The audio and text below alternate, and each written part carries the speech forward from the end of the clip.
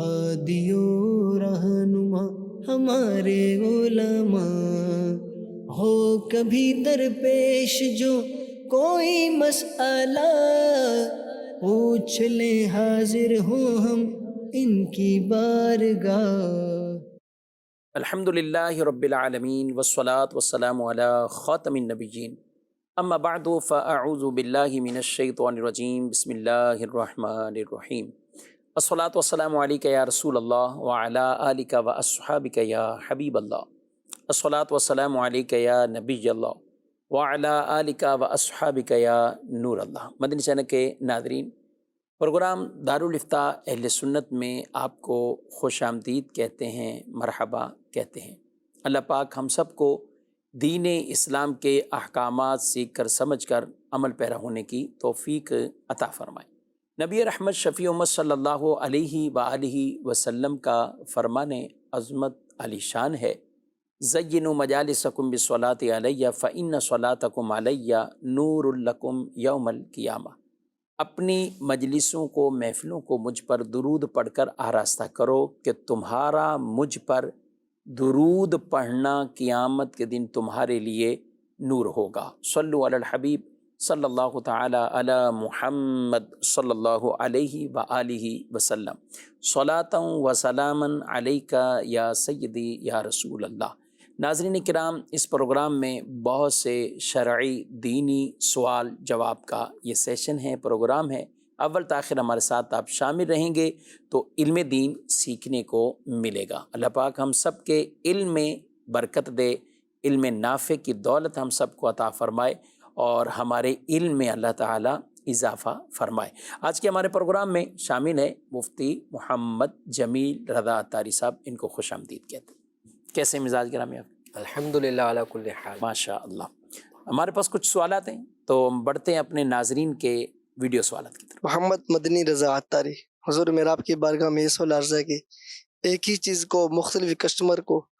مختلف قیمت پر بیچنا کیسا؟ جی، چیز ایک ہے اور کسٹمر تو ظاہر ہیں مختلف ہیں، تو کیا سب کو ایک ہی ریٹ میں دینا ہے یا کسی کے ساتھ اپ ڈاؤن کر سکتے ہیں، اوپر نیچے ریٹ رکھ سکتے ہیں؟ بسم اللہ الرحمن الرحیم۔ شریعت مطہرہ نے خرید و فروخت کی مختلف صورتیں رکھی ہیں، یعنی خرید و فروخت کی کئی اقسام ہیں۔ ان اقسام میں سے ایک صورت ہوتی ہے گھاٹے والے سودے کی، جسے بے وضیعت کہا جاتا ہے۔ مراد یہ ہوتی ہے اس میں کہ ایک چیز آپ نے مثال کے طور پہ 100 روپے کی خریدی ہے، آپ اپنی خوشی سے وہ چیز کسی کسٹمر کو 90 روپے کی بیچتے ہیں، تو 100 روپے کی خریدی ہوئی چیز کو 90 روپے میں بیچنا، یہ 10 روپے کا آپ نقصان کر رہے ہیں، تو یہ نقصان میں خوشی سے آپ ریٹ کم کر کے بیچ رہے ہیں، یہ جائز ہے۔ اسی طرح جتنی قیمت پر آپ نے خریدی ہے اتنی ہی قیمت پر کوئی چیز بیچ رہے ہیں، تو اس کو خرید و فروخت کے اعتبار سے بیع التولیہ کہا جاتا ہے۔ یہ بھی جائز ہے کہ آپ اس کو بتاتے ہیں کہ میں نے 100 روپے کی خریدی ہے، میں بغیر کسی نفع رکھ کر آپ کو 100 روپے کی ہی بیچ رہا ہوں، جائز ہے۔ اسی طرح ایک سودا ہوتا ہے بے مرابحہ۔ اس کے اندر کیا ہوتا ہے کہ آپ جتنی قیمت پر آپ نے چیز خریدی ہوتی ہے اس سے کچھ نفع اوپر رکھ کر آپ اس چیز کو فروخت کرتے ہیں، خریدار کو بتا بھی دیتے ہیں کہ یہ میں نے 100 روپے کی خریدی تھی، میں آپ کو 110 روپے میں فروخت کروں گا یا فروخت کر رہا ہوں۔ تو اس صورت میں جو سودا ہو جاتا ہے تو یہ بے مرابحہ کہلاتی ہے۔ اور ایک صورت ہوتی ہے کہ جس کے اندر باقاعدہ بارگیننگ ہوتی ہے، جس کے اندر خریدار اپنا ایک ریٹ آپ کو بتاتا ہے، آپ اس کو اپنا ایک ریٹ بتاتے ہیں، پھر بارگیننگ کے مطابق کسی ایک ریٹ پہ سودا ہو جاتا ہے۔ تو شریعت مطہرہ نے بیچنے والے کو مکمل طور پہ اختیار دیا ہے کہ وہ جس کسٹمر کو چاہے 100 روپے کی خریدی ہوئی چیز 90 میں بیچے، 100 میں بیچے، 110 میں بیچے، بلکہ اس کو بغیر کسی قسم کا دھوکہ دیے وہ کہتا بھائی یہ چیز 150 روپے میں لینی ہے تو لے لیں، بھلے خود 100 کی لی ہوئی، بھلے اس نے خود 100 کی لی ہو۔ خریدار کو وہ چیز سمجھ میں آتی ہے 150 روپے کی مالیت کی، تو وہ خریدنا چاہتا ہے، کوئی مذائقہ نہیں ہے۔ تو تجارت باہمی رضامندی کے ساتھ جو خرید و فروخت کا عقد ہو جائے اس کے مطابق تجارت جب ہو گئی تو اس میں کوئی مذائقہ نہیں ہے کہ بیچنے والے نے پروفٹ کتنا رکھا، کم رکھا، زیادہ رکھا، تو اس میں اپنے بیچنے والا مکمل با اختیار ہے کہ وہ اپنی کوئی چیز جتنی قیمت پر چاہے بیچے۔ ٹھیک، اچھا، پھر کسٹمر وائز ایک فرق کر لیتا ہے کہ اگر کسی غریب کسٹمر کو دیکھا تو بغیر کسی پروفٹ کے وہ جتنے میں پڑی اتنے میں ہی بیچتا ہے یا مزید قیمت کم کر کے اس کو وہ دے دیتا ہے کہ جو اس نے کمی کی ہے، یعنی 100 روپے کی خریدی ہوئی چیز 90 روپے میں بیچ کر 10 روپے جو یہ بظاہر ایک طرح سے نقصان کر رہا ہے، اس میں غریب کی خیر خواہی پیش نظر ہے، دل جوئی پیش نظر ہے، اس کی ضرورت اس سے پوری ہو رہی ہے، وہ چیز میرے پاس موجود ہے تو چلیں 10 روپے نقصان کر کے بھی اگر اس کی ضرورت پوری ہو جائے تو یہ خیر خواہی کا، نیک نیتی کی صورت میں ثواب بھی ملے گا۔ آپ کی چیز ہے، آپ کسی کو دیکھتے ہیں کہ یہ مثلاً یہ میرے منہ مانگی قیمت بھی دے دے گا تو 100 روپے والی چیز کا وہ ریٹ بتاتا ہے 150 روپے، اب دینے والا 150 میں بھی بغیر کسی بارگیننگ کے 150 روپے پیش کر دیتا ہے۔ تو اب اس طرح کے جو گاہک ہوتے ہیں اس میں یوں سمجھیں کہ کچھ کمزور، مالی اعتبار سے کمزور ہوتے ہیں، کچھ بہت مضبوط ہوتے ہیں، تو انہیں منہ مانگی قیمت دینے میں بھی کوئی وہ چیز نارمل ہی لگتی ہے۔ بیچنے والا اپنی مختلف کسٹمرز کی مختلف حالتوں کے پیش نظر اپنی چیز کے ریٹ میں کمی بیشی کر سکتا ہے۔ اچھا، ایک تجربہ ہے، عمومی طور پہ ہم جو دیکھتے ہیں نا یہ پھل فروٹ والے عمومی طور پہ روڈوں کے کناروں پر ہوتے ہیں، تو اب وہاں پر اگر کوئی آدمی چلتا پھرتا بائک پر یا پیدل اگر کسی فروٹ والے کے پاس آ کے کوئی چیز خریدتا ہے، ہاں رکے گا، فروٹ والے کا اس کسٹمر کے ظاہری حالت کو دیکھتے ہوئے ریٹ تھوڑا ایک مناسب ہوتا ہے جس میں وہ سودا ہو جاتا ہے، کیونکہ اس کو پتا کک مارنی آ گئی یا اب گاڑی تو سٹارٹ یا بھی کھڑی ہے، مطلب یہ سودا ہو جاتا ہے۔ صحیح ہے۔ اچھا، اس کے مقابلے میں اسی فروٹ والے کے پاس اگر کوئی کار میں کوئی کار رکتی ہے تو فروٹ والوں نے ایک پیدل یا بائک والوں کسٹمروں کے مقابلے میں کار سے اترنے والے کسٹمر کا ریٹ ان کا کچھ اور ہوتا ہے، کیونکہ وہ بار بار اس کو پتا ہے کہ یہ کہیں اور رکے گا بھی نہیں، بار بار اس کو پارکنگ ملنا فروٹ والے کے پاس، پھر اتر کر آنا، پھر بیٹھنا، یہ تو وہ پیدل چلنے اور بائک والے کے مقابلے میں چونکہ صاحب کار بھی ہے تو کار اس دور میں، مہنگائی کے دور میں جو چلا رہا ہے، وہ کچھ فیول پیسے بھی زیادہ ہیں، چلا رہا ہے، تو اس سے میں جتنا ریٹ بولوں گا مل جائیں گے، تو یہ فروٹ والے بھی یہ کرتے ہیں۔ اکثر جو نا یہ ڈفرینس رکھتے ہیں کہ ایک چلتے پھرتے کسٹمر کو نارمل ریٹ میں۔ آپ کوئی فرق محسوس ہوتا ہے؟ آپ کبھی بائک پر ہوتے ہیں، کبھی کار پہ بھی ہوتے ہیں، دونوں طرح کی آپ کی روٹین رہتی ہے، کبھی یہ فرق آپ کو لگا دونوں میں؟ فرق ہے، یعنی اس طرح یہ کسٹمر کو سامنے رکھ کے فرق کرتے ہیں۔ صحیح، ایسے میں ایک دفعہ میرے ساتھ بھائی بیٹھے ہوئے تھے تو اب ہمیں والدہ کے پاس جانا تھا تو فروٹ لیتے ہوئے جانا تھا، تو بھائی نے کہا کہ کار تھوڑا پیچھے روکیں، میں کار سے اتر کے آگے فروٹ لے لوں۔ یہ بھی تھوڑی طریقہ ہے مطلب۔ تو یہ بھائی نے ایک طریقہ اپنایا کہ اس طرح اگر ہم کار اس کے پاس ہی روکیں گے نا تو وہ مہنگا دے گا۔ یہ بھی ہے۔ تو اب کوئی اگر غریب کار میں بیٹھا ہے تو اس غریب کے کار میں بیٹھنے سے ریٹ اگر ایک فروٹ والا مہنگا کر دے تو غریب کو نقصان ہو رہا ہے۔ اچھا، تو اس اعتبار سے یہ ایک حکمت عملی ہے۔ بھائی نے صحیح کیا نا، وہ تو آپ کے ساتھ جا رہے ہیں کار میں، تو انہوں نے کہا اتر کے میں، ہاں، تو انہوں نے کہا کہ میں اتر کے میں فروٹ لے لیتا ہوں، آپ تھوڑا کار پیچھے روک لینا، یعنی بالکل فروٹ والے کے سر اچھا، پہ نہیں روک۔ اس کو ہم دوسرے زاویے سے بھی کہتے ہیں کہ گاڑیاں ہیں، لوگ اپنے اخراجات بھی ٹھیک ٹھاک ہوتے ہیں، اور گاڑیوں میں جیسے پیٹرول یکدم کبھی بڑھا، اور ایسے بھی آئے کہ 50 روپے بڑھ گیا، 30 روپے بڑھ گیا، 20 روپے بڑھا، تو انہوں نے کار چلانا کسی نے چھوڑی نہیں نا۔ وہ کہتے ٹھیک ہے، وہ کار والا عموماً یہ جو اتنا اپ ڈاؤن ہو رہا ہے تو وہ اگر گاڑیاں ہیں سب ہیں تو وہ ٹھیک ہے، کچھ آزمائش میں آ جاتے ہیں، مینج ہو جاتا ہے، وہ مینج کر رہے ہوتے ہیں اور ایک ذہن بنا لیتے ہیں کہ ٹھیک ہے یہ خرچہ تو ہوگا۔ اچھا، یہ بڑے بڑے مالز میں جاتے ہیں، بڑی بڑی جگہوں پہ جاتے ہیں تو وہاں ظاہر ریٹ کا بھی کوئی ایسا نہیں ہے۔ اچھا، بڑے بڑے ہوٹلوں میں جائیں گے، ہوٹل کا بھی تو بڑا فرق ہے۔ اگر ایک نارمل آپ کڑھائی ہے، تکہ ہے، یہ کسی آپ جگہ پر یا نارمل جگہ پر ہوٹل ہے، اور ایک بہت وی آئی پی، ٹھیک ہے، ان میں کام کی کچھ نہ کچھ ایکسٹرا چیزیں بھی نظر آ رہی ہوتی ہیں، اور وہ چیز بھی تھوڑی نفیس بھی ہے اور یہ سب چیزیں، وہاں کوئی کمی بھی نہیں اور اس طرح کے کوئی سوال بھی نہیں، اچھا اس کے بعد اچھی خاصی ٹپ بھی دیں گے۔ لیکن یہ جو فروٹ والے، ٹھیلوں والے، سبزیوں والے، ان کے ساتھ بعض بڑے بڑے لوگ بھی نا بڑی چھوٹی چھوٹی باتوں پر بہت زیادہ بحث تکرار 10 روپے پہ بھی قیمت کر رہے ہوتے ہیں۔ تکرار چل رہا تو ہو۔ آپ اگر یہ بھی اپنا یہ ذہن بنا لیں کہ جہاں میں نے اپنے لیے دیگر میرے کئی زندگی کا میرا سٹائل ہی لگژری ہے، تو میری ایکسٹرا چیزیں پیسہ خرچ ہوتا ہے، گھر میں بھی ہوتا ہے، دیگر چیزوں میں، تو اب یہ فروٹ والا اگر بالفرض سبزی والا یا نارمل جو چیزیں بیچ رہے ہیں وہ 10-20 روپے اگر اس طور پر ہمیں پتہ کہ ٹھیک ہے میں 4 جگہ جاؤں گا تو یہ 20 روپے شاید 10 روپے نیچے آ جائیں گے، تو اسی سے لے لیں، اس نیت سے، خیر خواہی کی نیت سے۔ کیا کہتے ہیں آپ؟ اس میں دیکھیں ایک چیز وہی ہے کہ بارگیننگ کرنا خرید و فروخت میں سنت ہے، ٹھیک ہے، ٹھیک ہے۔ اب اگر وہ بیچنے والا، چاہے وہ فروٹ والا ہو، سبزی والا ہو، اگر وہ بیچنے والا اگر غریب ہے تو ایسے موقع پر پھر اس کے ساتھ جو ہے بارگیننگ نہ کی جائے۔ وہ اگر کوئی چیز بتا رہا ہے یہ ریٹ ہے، اتنے کا ہے، تو ایسے موقع پر اس غریب کی خودداری کو، تو بعض اوقات بھیک مانگنے کے مقابلے میں وہ خرید و فروخت، تجارت، بھلے چھوٹے پیمانے پہ کر رہے ہوتے ہیں، اس کو وہ ترجیح دیتے ہیں۔ تو ایسے موقع پر ان کی مدد کی نیت سے ان کے منہ مانگے ریٹ پر آپ سودا کر لیں۔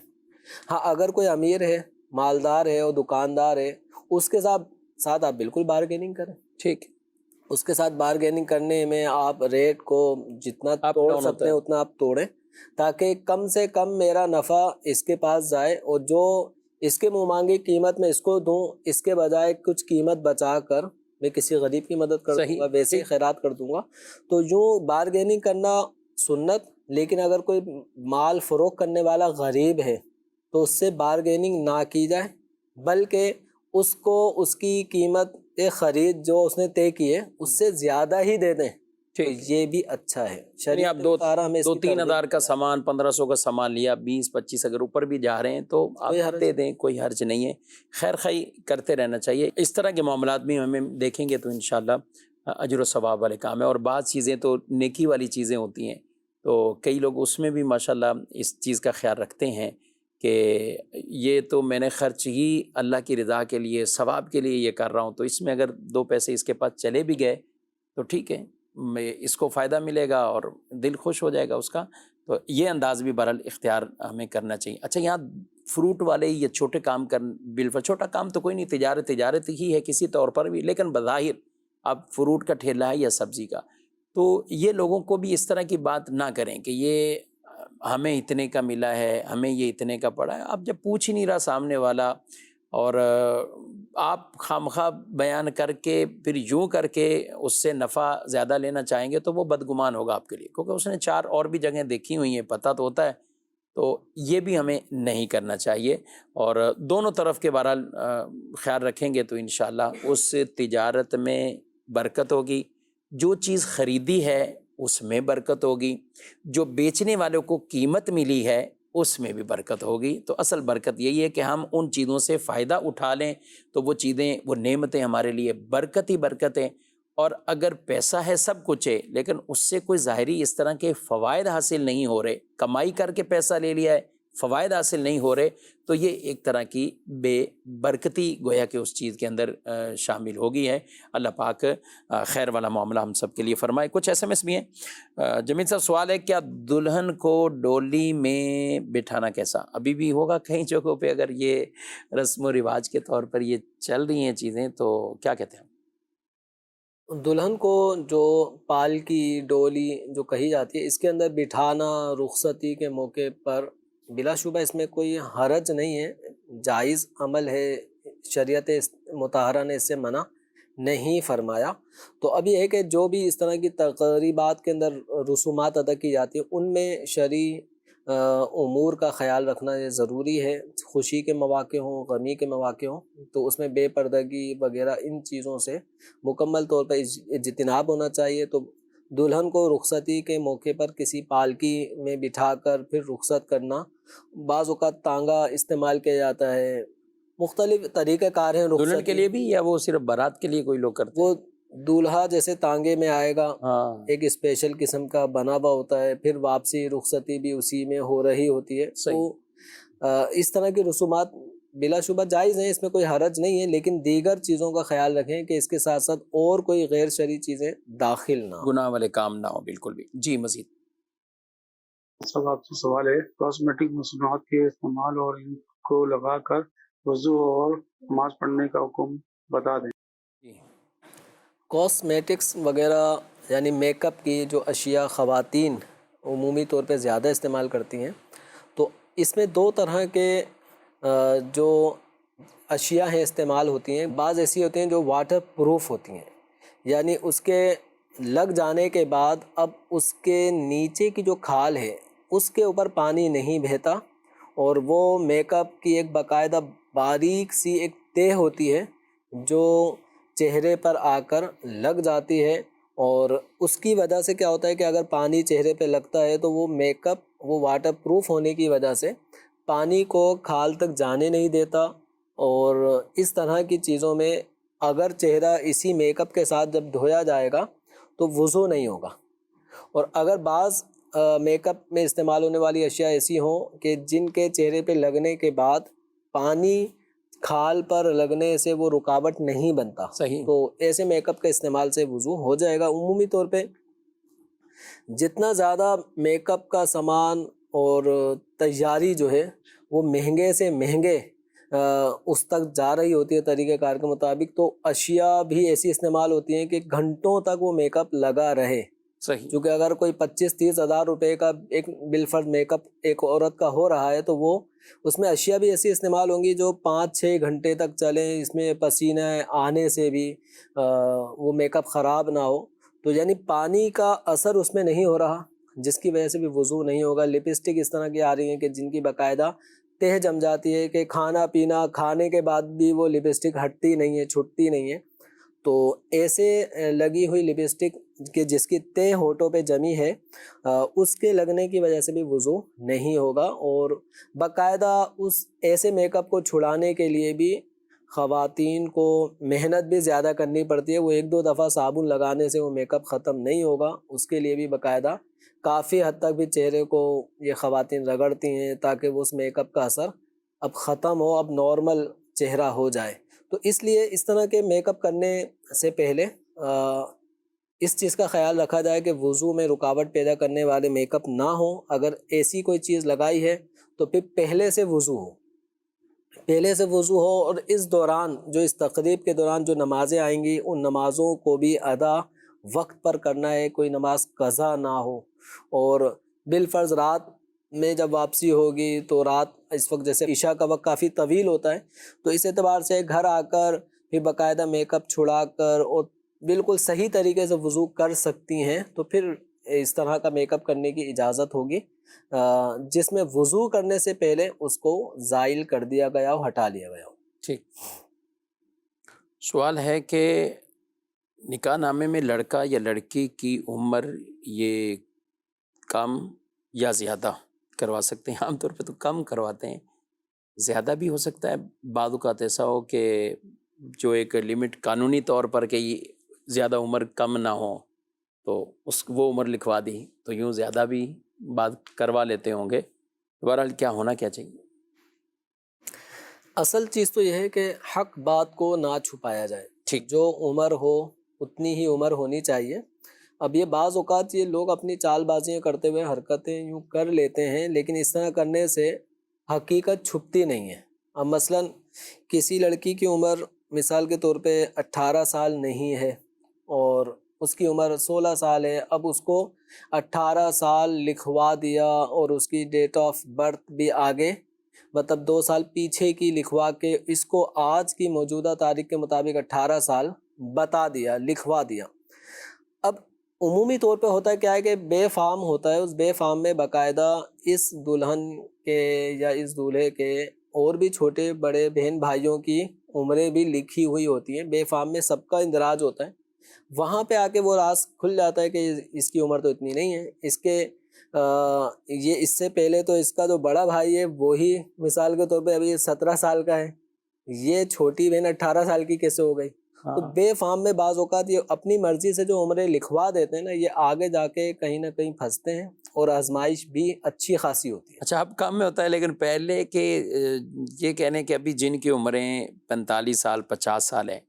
تو وہ کئی اپنے کاغذات کی وجہ سے رو رہے ہوں گے، کہیں کہ آج سے 40 سال پیچھے اگر چلے جائیں تو ان کے ماں باپ نے کہیں نہ کہیں کچھ لکھوا دیا، اس کے ساتھ لکھوا دیا، یعنی اس کے بعض ساتھ۔ اوقات یہ ہوتا ہے NIC جلدی بن جائے، جی کیونکہ ایک آفر آ رہی ہے ہاں جاب کی دوست کی طرف سے کہ اپنے بچے کا آپ NIC بنائیں، لگا دیتے ہیں، اب اس کا NIC 2 سال اس کی عمر بڑھا کر بڑھا دی۔ 18 سال اس کو کر کے 16 سال کے لڑکے کو قد کارڈ وغیرہ بھی صحیح ہے، 18 سال کا لگ رہا ہے، بنوا دیا، لیکن آگے چل کر جب وہ بندہ کسی جگہ نوکری پہ لگتا ہے اور اس نوکری پہ لگنے کے بعد اگر کوئی وہاں عمر ہے کہ 60 سال کی عمر میں وہ ایکسپائر، اس کی ڈیوٹی ختم ہو جائے گی، اب وہ بیچارہ رو رہا ہوتا ہے ابھی تو میں 58 سال کا ہوں حقیقتاً، لیکن میرے والد صاحب یا جس کی بھی جو اس وقت ہوشیاری تھی، جس نے 2 سال مزید عمر بڑھوا کے NIC جلدی بنوا دیا، وہ اس کے 2 سال کی جاب اس نے چھڑوا دی۔ تو بعض اوقات آدمی ایک طرف سے بہت زیادہ عقل مند اور ہوشیار چلاکی دکھا رہا ہوتا ہے، دوسری لیکن طرف مسائل یوں سمجھنے کہ بعض اوقات وہ اپنے پاؤں پہ کلہاڑا ہی چلاتا ہے۔ تو اس لیے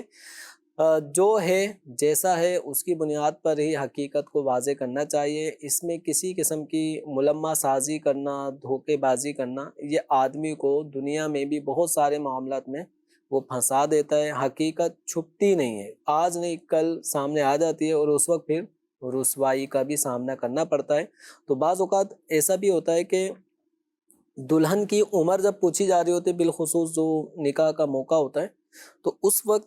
لڑکی والوں کو تھوڑا سا ایک پشیمانی کا بھی ایک معاملہ ہوتا ہے کہ اس وقت سب کے سامنے یہ عمر نہ پوچھیں۔ اب لڑکی کی عمر ہے مثال کے طور پہ 35 سال، صحیح، اب سب کے سامنے قاضی صاحب پوچھ رہے ہیں اور ایسے موقع پہ وہ لکھوا رہے ہیں 28 سال لکھ دیں۔ اب 28 قاضی تو لکھ دے گا 28، اس کو کیا پتا ہے کہ اس کی عمر کتنی ہے، لیکن ہوگا کیا جب NIC بنے گا تو وہ 28 سال کی عمر کہاں، وہ اس میں تو حقیقت آئے گی شوہر کے سامنے بھی کہ یہ تو 35 سال کی ہے۔ تو ایسے موقع پر یہ جھوٹ نہیں کہنا چاہیے، اور اگر قاضی صاحب کو لگے کہ لڑکی والے کوئی خاص ریسپانس عمر کے حوالے سے نہیں بتا رہے، تو ایسے موقع پر یعنی اگر اتنا پتہ ہے کہ اس لڑکی کی عمر اتنی زائد ہے کہ کسی طرح سے اس کے نکاح میں قانونی طور پہ پیچیدگی نہیں ہوگی، اب وہ عمر کا خانہ جو کالم ہوتا ہے وہ بعد میں بھی فل کیا جا سکتا ہے۔ تو ایسے موقع پہ اگر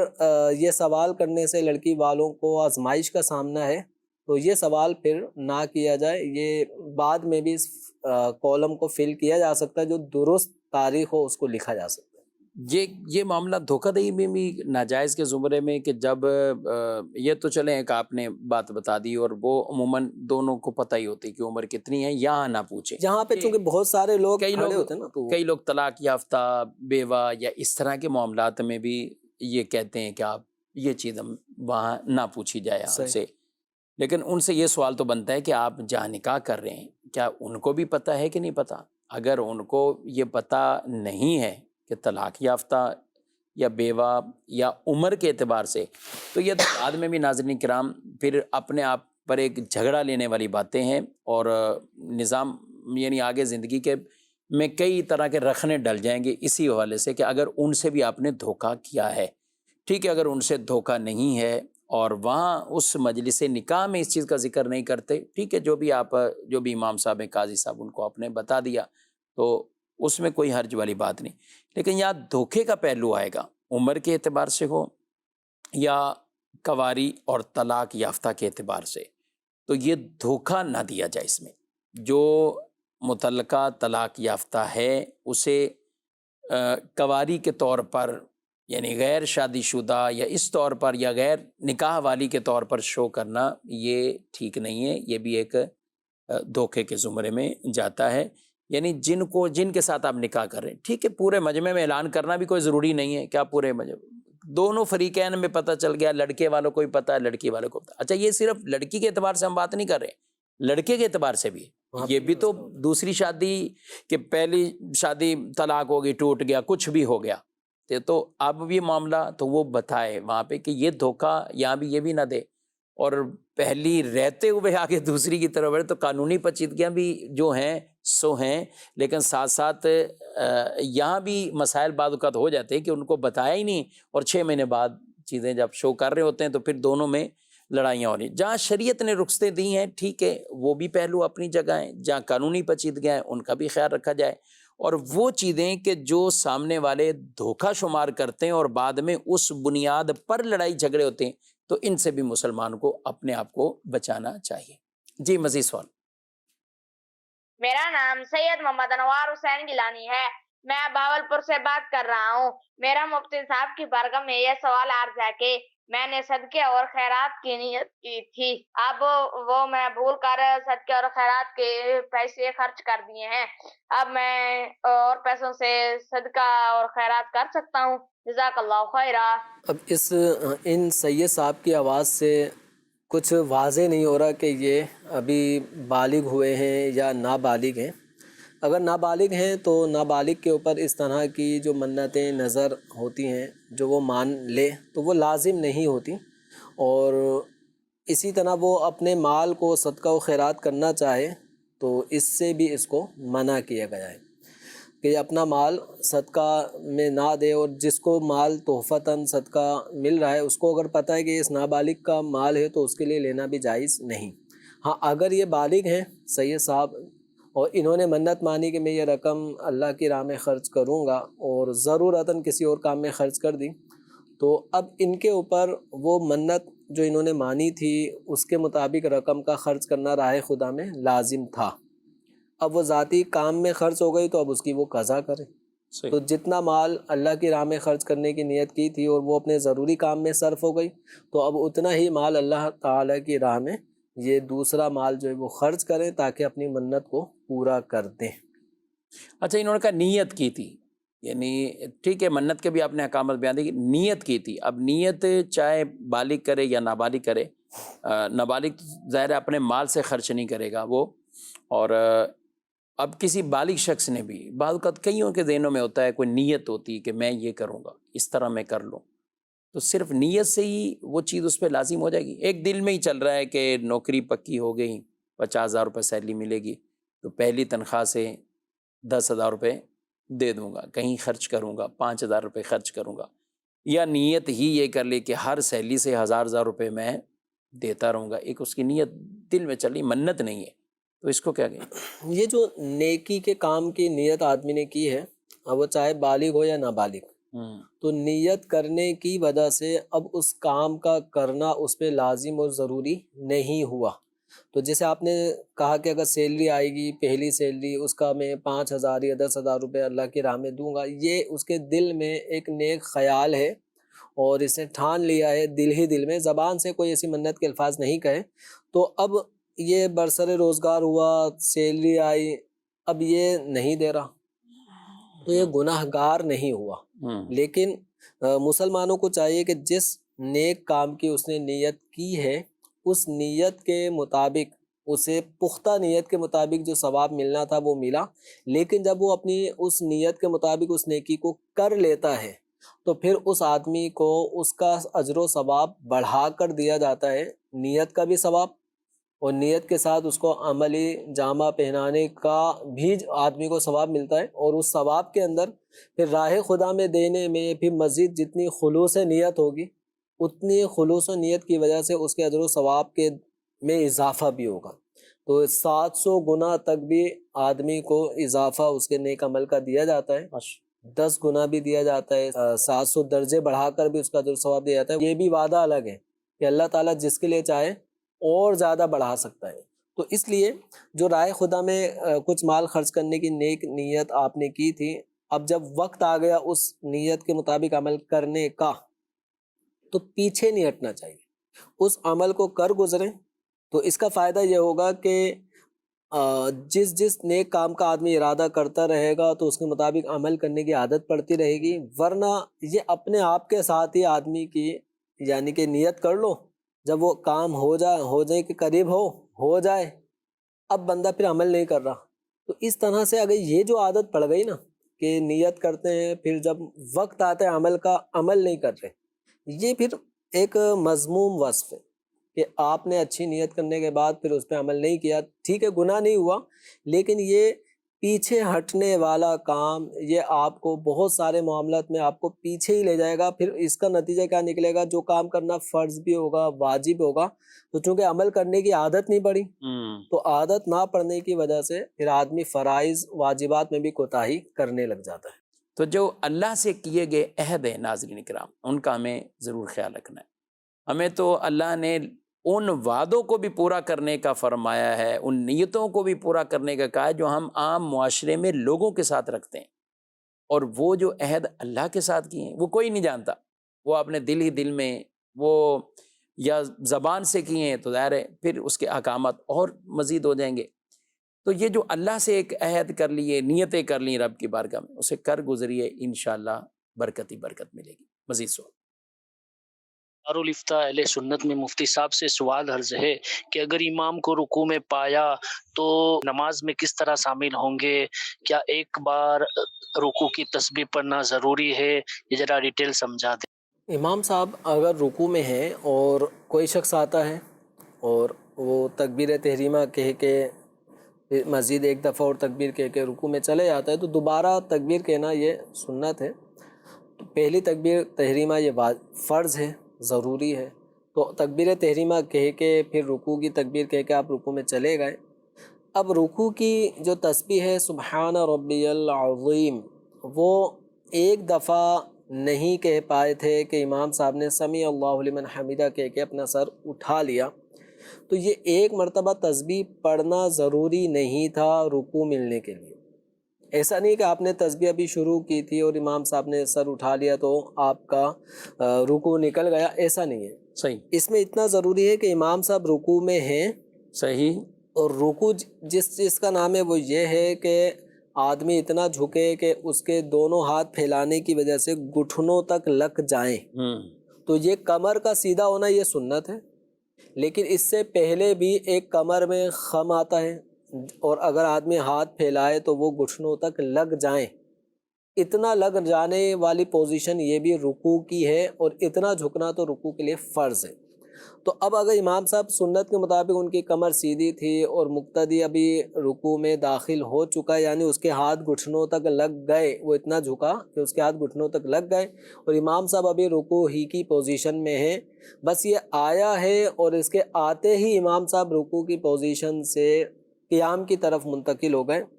ایک آن ایک لمحے کے لیے بھی اگر دونوں کی امام اور مقتدی کی حالت یہ ہو کہ امام نے بھی سر جھکایا ہوا تھا اور مقتدی نے بھی سر جھکایا اور اس کے جھکاتے امام نے سر اٹھا لیا، ایک لمحہ بھی اگر ایسا گزرا کہ دونوں کے ہاتھ گھٹنوں پہ لگے ہوئے تھے، تو اس مقتدی کو وہ رکعت مل گئی، وہ رکوع مل گیا، رکوع مل گیا تو رکعت مل گئی. تو یہ رکعت فوت نہیں ہوئی. تسبیح کا پڑھنا ضروری نہیں ہے.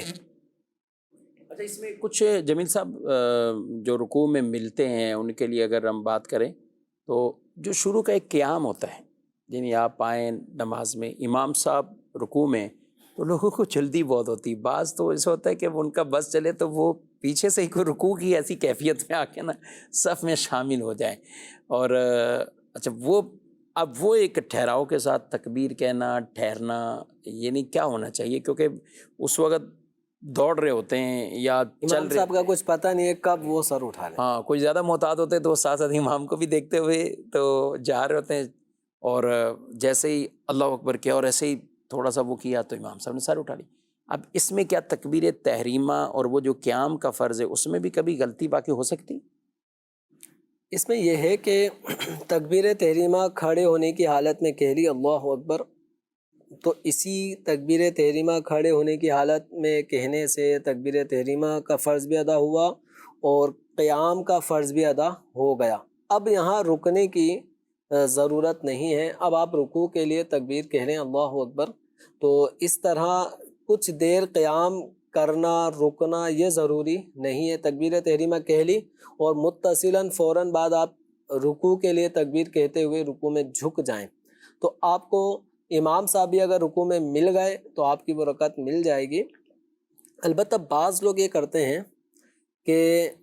وہ پہلے تو امام صاحب رکوع میں تو وہ اچھی طرح سے اپنے آستین وغیرہ سیدھے کرتے کرتے میں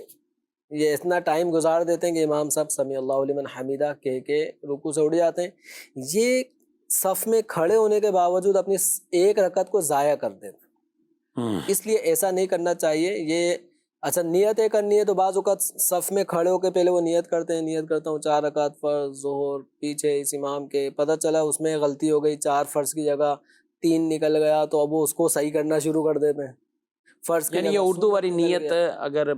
ٹھیک ہے دل میں نیت استحضار ہے، زبان کہہ لینا اچھی بات ہے، لیکن بعض لوگ یہ زبان سے نیت کرنا ضروری سمجھ رہے اور ہو، وہ ضروری اتنا سمجھتے ہیں کہ وہ اسی کو وہ repeat امام کرتے صاحب رکوع سے اڑ جاتے ہیں، ان کی ابھی نیتیں چل رہی ہوتی ہیں لفظوں میں، تو دل میں نیت ہونا یہ بنیادی طور پر شرط ہے اور یہ ضروری ہے۔ زبان سے نیت کے الفاظ کو دہرانا یہ نہ فرض ہے نہ واجب ہے۔ اس شخص کے لیے جو منتشر الخیال ہو تو وہ زبان سے نیت کرے تاکہ اس کے دل جمعی پیدا ہو، وہ جو نماز پڑھنا چاہتا ہے اس کو پتہ ہو میں کون سی نماز پڑھنا چاہتا ہوں۔ صحیح۔ تو ایسے موقع پر نیت آپ چلتے چلتے بھی کر سکتے ہیں،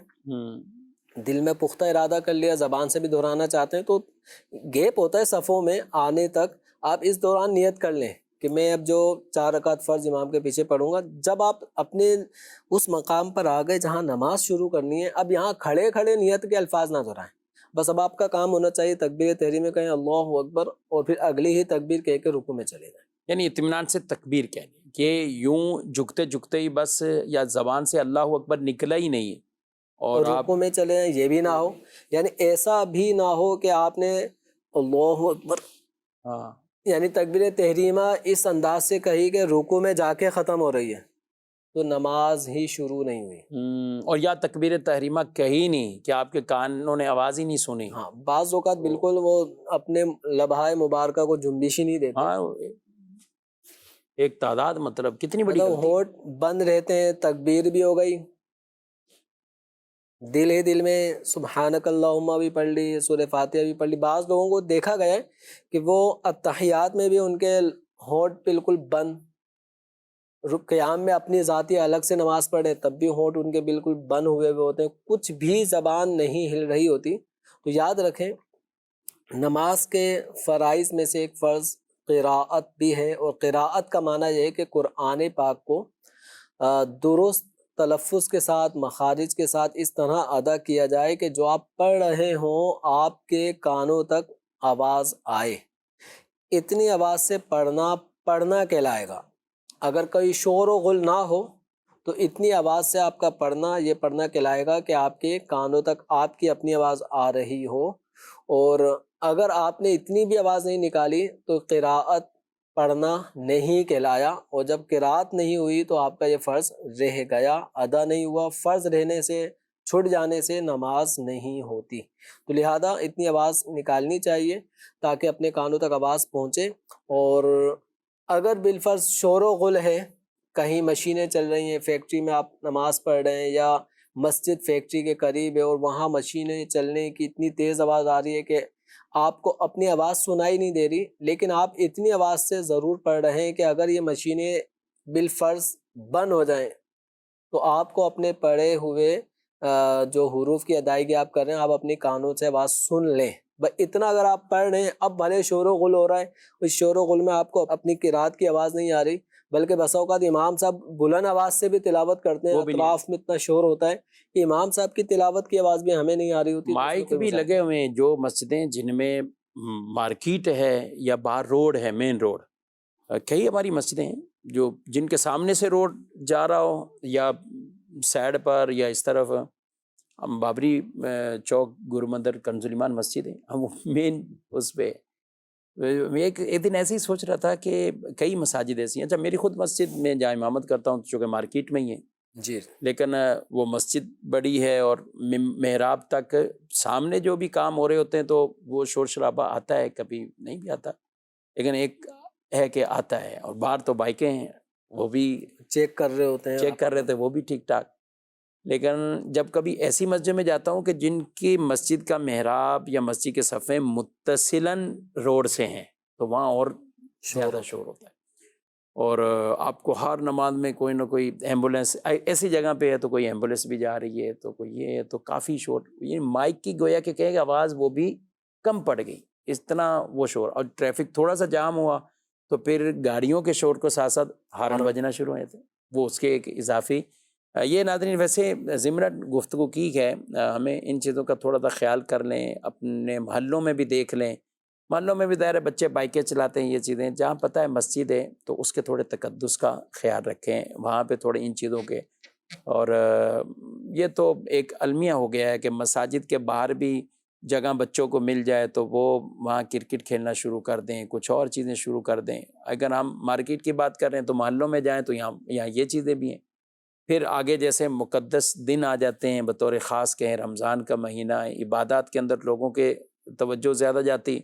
تو ایک ایسا طبقہ یہ بھی شور و گل کے لیے مسجدوں کے باہر آ جاتے ہیں، تو ان چیزوں کا ہمیں ضرور خیال رکھنا چاہیے، اپنے بچوں کو، اپنے بھائیوں کو، جن کے بھی ہم تربیت کر سکتے ہیں تو یہ چیزیں سمجھانی چاہیے کہ اس میں پھر کئی نمازیوں کی نماز میں بھی خلل اور ایسی غلطیاں کہ جن سے نماز نہ ہو، جیسے ابھی جمیل صاحب نے کچھ یہ مسائل بیان کیے ہیں، ان کی طرف بھی ہماری ضرور توجہ رہنی چاہیے۔ اللہ پاک ہم سب کو عمل پیرا ہونے کی توفیق دے، آمین بجاہ النبی الامین صلی اللہ علیہ وسلم۔ ہادی و رہنما ہمارے علماء، ہو کبھی درپیش جو کوئی مسئلہ، پوچھ لیں حاضر ہوں ہم ان کی بارگاہ۔